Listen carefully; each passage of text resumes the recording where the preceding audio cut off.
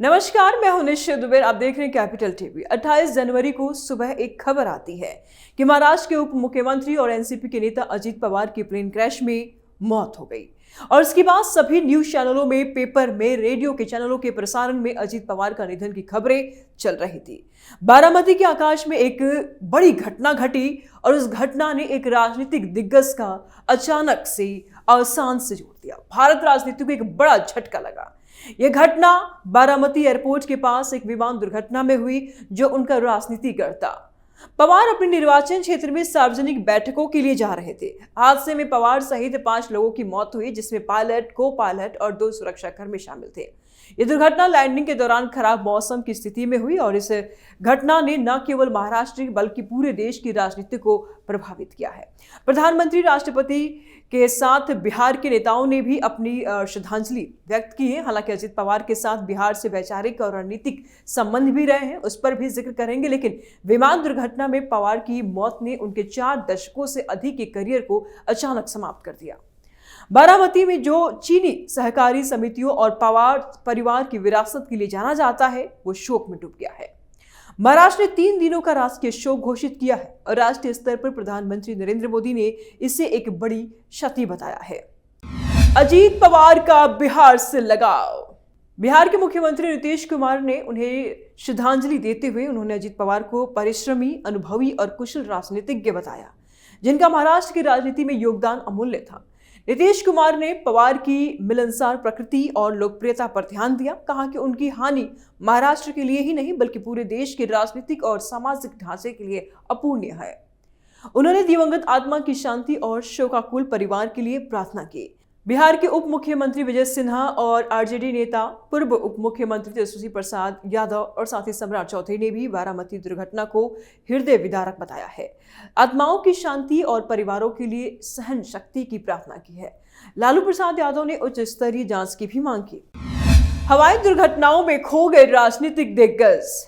भारतीय राजनीति में हवाई दुर्घटनाएं एक दुखद अध्याय रही है, जहां कई बड़े नेता अपनी जान गंवा चुके हैं। अब तक लगभग 10 से 12 बड़े भारतीय राजनीतिक नेता विमान या हेलीकॉप्टर हादसों का शिकार हुए हैं, जिनमें मुख्यमंत्री, केंद्रीय मंत्री और अन्य प्रभावशाली व्यक्तित्व शामिल है। इनमें से कुछ बड़े हस्तियों के नामों पर भी हम जिक्र करेंगे, जानेंगे कैसे किस दुर्घटना में इनकी जान गई और उसके बाद क्या कुछ इफेक्ट देखने को मिला।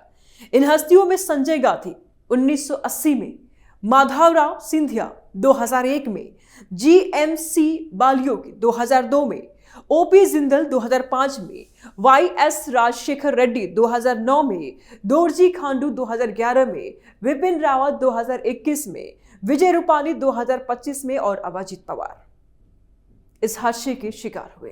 यह हादसे अक्सर खराब मौसम, पायलट की गलतियां, तकनीकी खराबी या अन्य कारणों से जुड़े रहे हैं, जो विमान सुरक्षा पर कई सवाल उठाते हैं।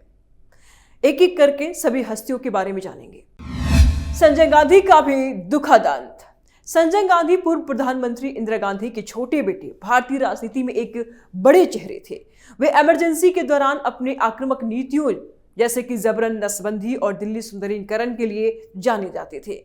वे लोकसभा सदस्य भी थे और कांग्रेस के युवा विंग को मजबूत करने में सक्रिय भूमिका निभाए थे। 23 जून 1982 को दिल्ली के सफदरजंग एयरपोर्ट के पास एक पिट्स S-2A एयरक्राफ्ट दुर्घटनाग्रस्त हो गया, जिसमें संजय और उनके साथी पायलट सुभाष सक्सेना की मौत हो गई। हादसे का कारण कई बताए गए, लेकिन सबसे बड़ा जो कारण बताया गया कि संजय एक अनुभवहीन पायलट थे, जिन्होंने हाल ही में उड़ान सीखी थी। जांच में पाया गया कि वे स्टंट यानी कि हाफ क्यूबन ऐड कर रहे थे, जो जोखिमपूर्ण था। प्लेन स्टॉल हो गया और क्रैश हो गया। विमान का जॉयस्टिक संजय के शरीर में घुसा, जिससे कहीं हद तक संजय की जो बॉडी थी वो क्षतिग्रस्त हो गई। उनका चेहरा और खोपड़ी दोनों इस हादसे में बुरी तरह से जख्मी हो गए थे। साजिश की अफवाहें भी उड़ी, जैसे कि पहले भी कई 3 असफल हत्याओं का प्रयास उनके साथ किया गया था, लेकिन जांच ने किसी भी प्रकार की साजिश से खारिज कर दिया और इसका प्रभाव राजनीति पर बहुत बड़ा पड़ा। संजय की मौत ने इंदिरा गांधी को गहरा सदमा दिया, जिससे राजीव गांधी राजनीति में आए। कांग्रेस में शक्ति संतुलन बदला और इमरजेंसी की छवि प्रभावित हुई। यह हादसा वीआईपी उड़ानों में सुरक्षा मानकों पर बहुत बड़ा और पहला बड़ा सबक था। जब माधवराव सिंधिया का विमान हुआ क्रैश। ग्वालियर राजघराने की वारिश एक करिश्माई कांग्रेस नेता। वे केंद्रीय मंत्री रहे, जिसमें रेलवे के भी मंत्री रहे, नागरिक उड्डयन के मंत्री रहे और लोकसभा में 9 बार चुने गए। वे विकास परियोजनाओं और क्रिकेट प्रशासन और बीसीसीआई के अध्यक्ष के लिए भी जाने जाते थे।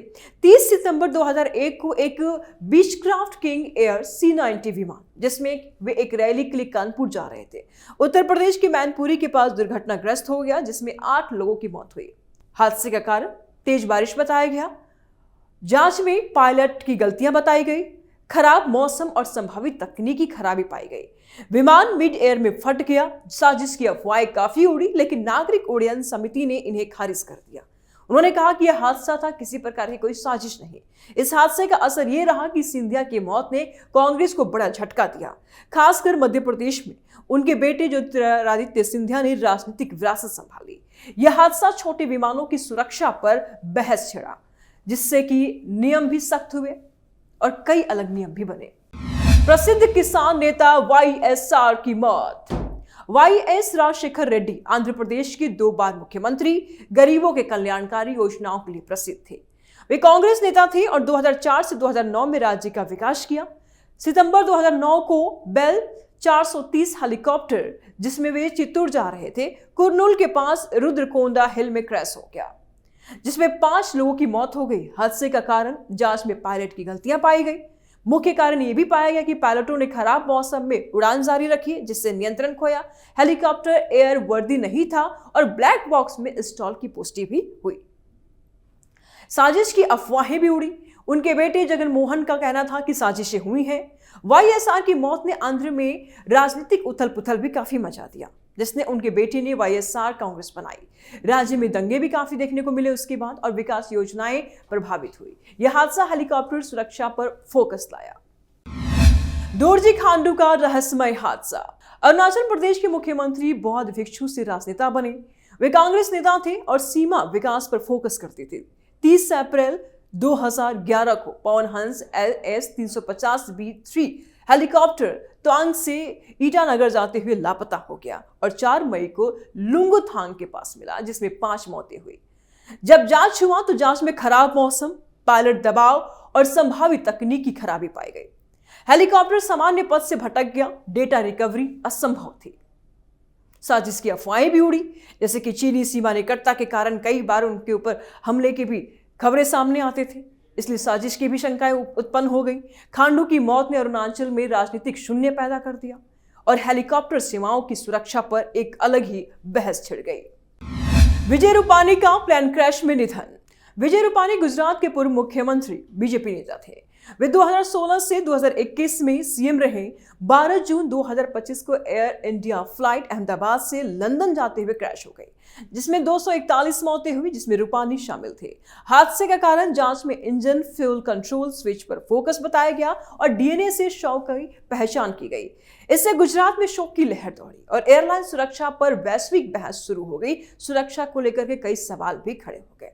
और अब महाराष्ट्र के डिप्टी सीएम का प्लेन क्रैश में मौत। और अब अजीत पवार, एनसीपी अध्यक्ष, महाराष्ट्र के 6 बार डिप्टी सीएम।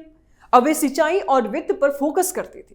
28 जनवरी को लियरजेट 45 बारामती एयरपोर्ट पर लैंडिंग के दौरान क्रैश हो गया, जिसमें 5 मौतें हुई। दूसरी लैंडिंग कोशिश में क्रैश, पंछियों से टकराव, संभावित खराब मौसम के कारण भी इसका एक बड़ा वजह बताया गया।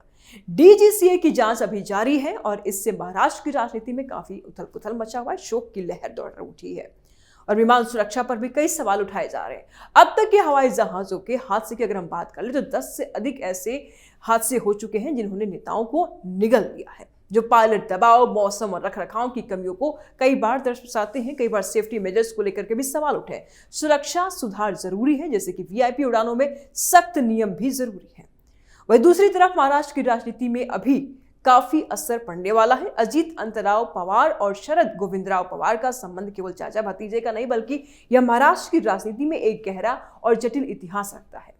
अजीत पवार शरद पवार के बड़े भाई अनंतराव पवार के बेटे हैं, जो पवार परिवार के राजनीतिक विरासत का हिस्सा। शरद पवार जो राष्ट्रवादी कांग्रेस पार्टी यानी कि एनसीपी के संस्थापक हैं, उन्होंने अजीत को राजनीति में प्रवेश कराने और उन्हें प्रमुख पदों तक पहुंचाने में महत्वपूर्ण भूमिका निभाई। शुरुआती दिनों में शरद अजीत के मेंटर, गाइड और राजनीतिक गुरु थे, लेकिन समय के साथ उनके संबंधों में दरारें आईं, जो 2019 और 2023 की राजनीतिक विद्रोह में स्पष्ट सामने आई। ये संबंध महाराष्ट्र की पवार डायनेस्टी का प्रतीक है, जहां परिवारवाद और महत्वाकांक्षा ने राजनीतिक परिदृश्य को एक आकार दिया। अजीत पवार के निधन से पहले तक उनके संबंधों में तनाव बना रहा, लेकिन पारिवारिक जड़ें मजबूत थी। खैर, अब समय बताएगा कि जांच में क्या कुछ निकल करके सामने आता है, ये तो समय के काम में है। फिलहाल कैपिटल टीवी को देखते रहिए। आगे के अपडेट के लिए देखते रहिए कैपिटल टीवी। नमस्कार।